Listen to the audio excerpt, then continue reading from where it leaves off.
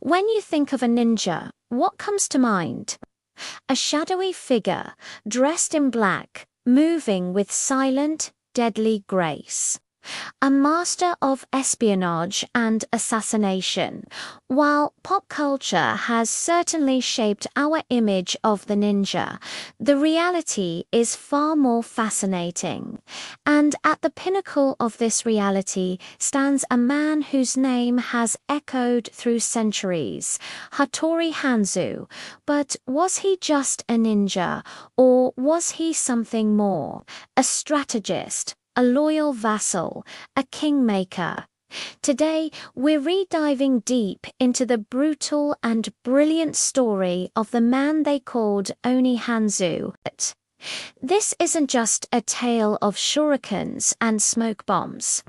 It's a story of political intrigue, unwavering loyalty, and the forging of an empire.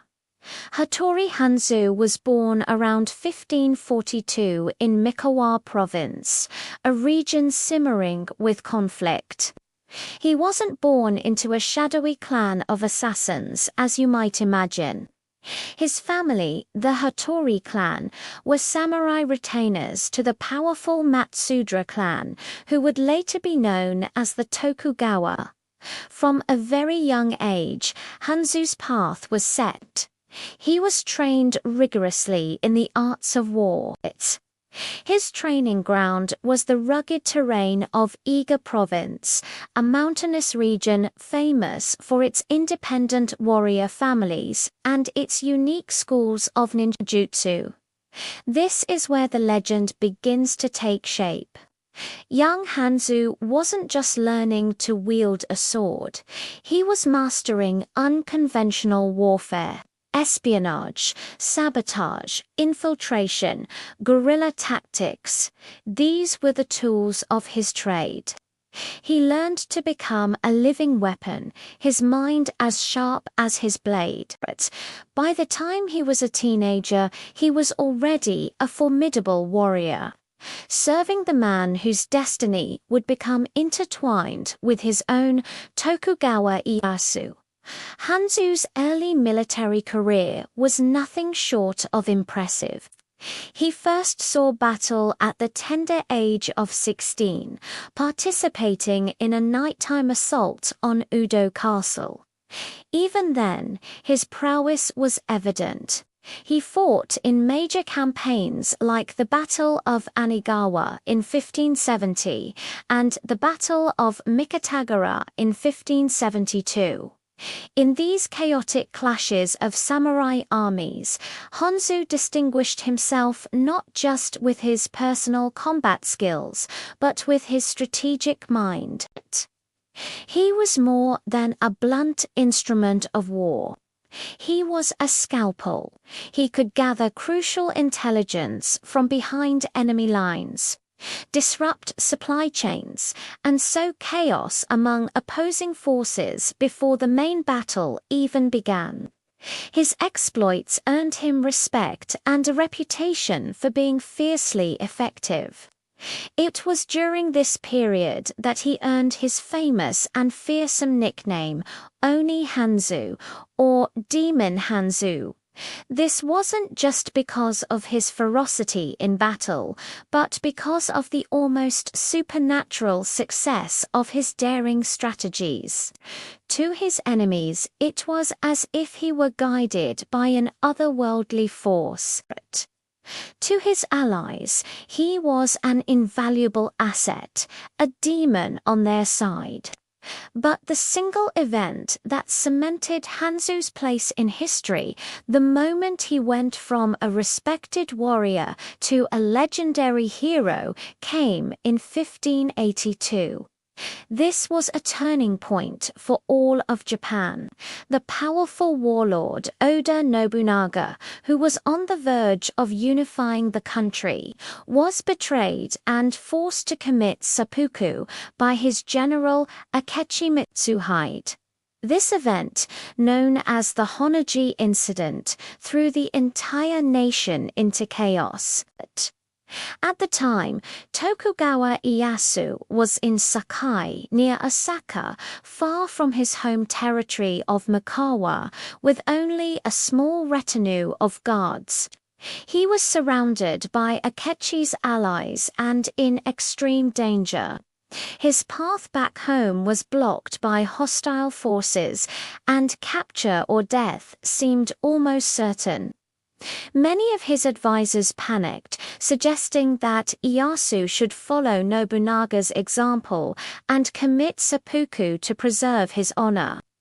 It was a moment of absolute despair.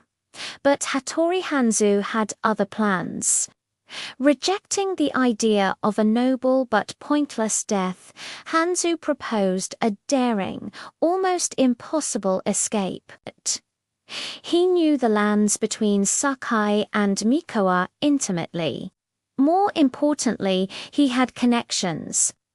Using his old ties to the ninja clans of Iga and Koga, Hanzo devised a secret route through the mountains.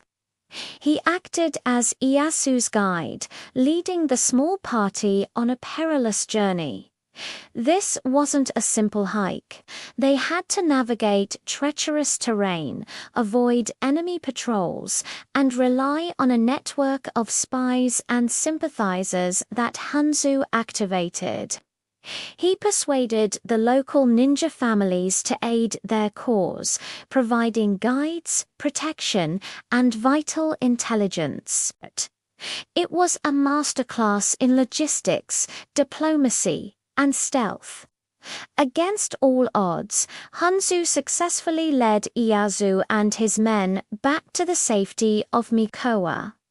This incredible feat is known as Igago or crossing Iga. It saved Ieyasu's life and, in doing so, preserved the future of the Tokugawa Shogunate. Without Hanzo's quick thinking and unparalleled skills, the history of Japan would look very, very different. Ieyasu never forgot this debt. After saving his lord's life, Hanzo's status skyrocketed. He was no longer just a skilled warrior. He was Ieyasu's most trusted operative. As a reward for their loyalty, Ieyasu employed the Iga ninja who had helped him escape. Placing them under Hanzo's direct command, this elite unit of 200 men became the shogunate's official intelligence and security force. Stationed at the main gate of Edo Castle, the new seat of power. The gate itself even became known as Hanzaman or Hanzo-S Gate, a name that it still bears today in modern Tokyo. Under Hanzo's leadership, this force became the eyes and ears of the Tokugawa regime. They were spies, bodyguards, and special operatives, responsible for everything from gathering intelligence on rival lords to quelling internal rebellions. Hanzo was, in effect, the director of the shogunate's secret service. He wasn't just a field agent anymore. He was a spy master, a commander who controlled a vast network of information and influence. His role was crucial in consolidating Ieyasu's power and ensuring the stability of the new government. He had become one of the most powerful and secretive men in Japan. Now, let's clear up a common misconception. When we picture Hattori Hanzō, we often imagine him personally scaling castle walls and engaging in silent duels in the dark. While he was certainly capable of these things, his primary role, especially in his later years, was that of a commander and strategist. He was a samurai who was also a master of ninjutsu, a crucial distinction. His real power wasn't just in his own physical abilities, but in his ability to lead and deploy his ninja forces effectively. Think of him less as a lone wolf and more as the head of an elite intelligence agency. He understood the value of information and the power of unconventional tactics in an age dominated by conventional samurai warfare. He was an innovator who blended the honor code of the samurai with the pragmatism and stealth of the ninja, creating a unique and devastatingly effective hybrid. His legacy isn't just about the missions he undertook, but about the institution he built and the pivotal role it played in establishing the 250-year-long peace of the Edo period. Hanzo died of illness in 1596, at the relatively young age of 55. His death marked the end of an era, but his legend was just beginning. His son, also named Masanari, inherited his title of Hanzo, but reportedly lacked his father's skill and charisma. The command of the IGA ninja passed to other hands, but the name Hattori Hanzō became immortalized. He was remembered not just as a great warrior, but as the ultimate symbol of loyalty and duty. He had served his lord with unwavering devotion, saved his life, and helped him build an empire. Stories of his exploits, likely embellished over time, became popular tales, cementing his status as a folk hero. He became the archetypal ninja master, a figure of almost mythical prowess. This legendary status is what has carried his name into the modern day, influencing countless books, movies, anime, and video games. Today, the legacy of Hattori Hanzō is still tangible. If you visit Tokyo, you can see the Hanzaman Gate of the Imperial Palace, a direct link to the man who once guarded it. Nearby is the Sainen-ji Temple, a Buddhist temple founded by Hanzo to honor Ieyasu's eldest son. It is also Hanzo's final resting place. Inside the temple, you can find his grave and, incredibly, some of his personal effects, including his favorite battle spear, said to be over 4 meters long, and his ceremonial helmet. These artifacts are a powerful reminder that behind the myth and the legend was a real man, a samurai of incredible skill and loyalty, who played a critical role at a turning point in Japanese history. His story is a testament to the idea that history is often shaped not just by great armies clashing on the battlefield, but by the daring, intelligence, and loyalty of individuals operating in the shadows. Hattori Hanzō was more than a ninja. He was a guardian, a strategist, and a legend whose influence is still felt centuries later. Thank you so much for joining me on this journey into the life of the real Hattori Hanzō.